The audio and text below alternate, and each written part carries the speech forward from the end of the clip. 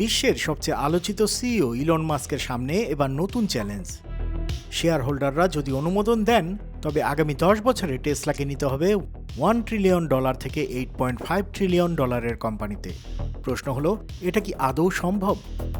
মাস্কের নতুন $1 trillion pay package ঘোষণা করা হয়েছে। তবে রয়েছে স্পষ্ট শর্ত, আর তা হলো কোম্পানির পণ্যের মাইলস্টোন আর মুনাফা ছুঁতে হবে একের পর এক। মোট 12টি মাইলস্টোন ঠিক করা হয়েছে, যার মধ্যে সবচেয়ে বড় অংশটাই জড়িয়ে আছে রোবোটিক্স আর হিউম্যানয়েড রোবট অপটিমাসের ভবিষ্যৎ স্বপ্নের সঙ্গে। কিন্তু টেসলার বর্তমান অবস্থা কি? গাড়ি বিক্রি কমেছে, এবছরের প্রত্যাশিত EBITDA মাত্র $13 বিলিয়ন, অথচ মাস্কের টার্গেট বছরে $400 বিলিয়ন EBITDA, অর্থাৎ 30 গুণেরও বেশি লাভ।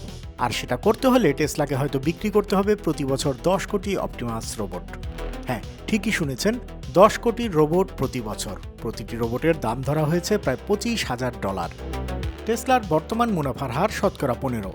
যদি সেটা দ্বিগুণ হয় তবে অর্ধেক রোবট বিক্রি যথেষ্ট, কিন্তু এর মানে হলো টেসলার ভবিষ্যৎ কার্যত নির্ভর করছে অপটিমাসের সফলতার উপর। এমন অবস্থায় তাহলে বিনিয়োগকারীরা কি ভাবছেন?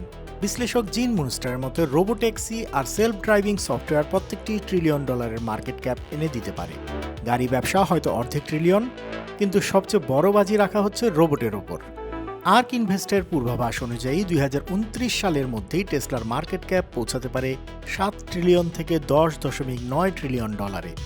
শুধু রোবোট্যাক্সি থেকেই আসতে পারে বছরের $603 বিলিয়ন থেকে $951 বিলিয়ন রেভিনিউ। তুলনার জন্য বৈশ্বিক রাইড হেইলিং লিডার উবারের এবছরের রেভিনিউ মাত্র $52 বিলিয়ন। কিন্তু আসলে কি সবকিছু এতটা সহজ?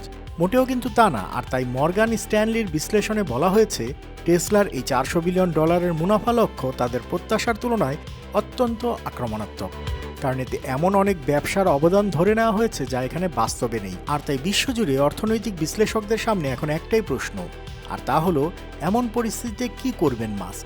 তিনি কি পারবেন? তিনি কি অপটিমাস আর রোবোট্যাক্সির হাত ধরে টেসলাকে মাইক্রোসফট আর এনভিডিয়ার সম্মিলিত মূল্যের চেয়েও বড় কোম্পানিতে রূপান্তরিত করতে পারবেন, নাকি এটা শুধুই বিনিয়োগকারীদের কল্পনার ফেয়ারি টেল? উত্তর মেলানোর জন্য অপেক্ষা করতে হবে আরও 1 দশক।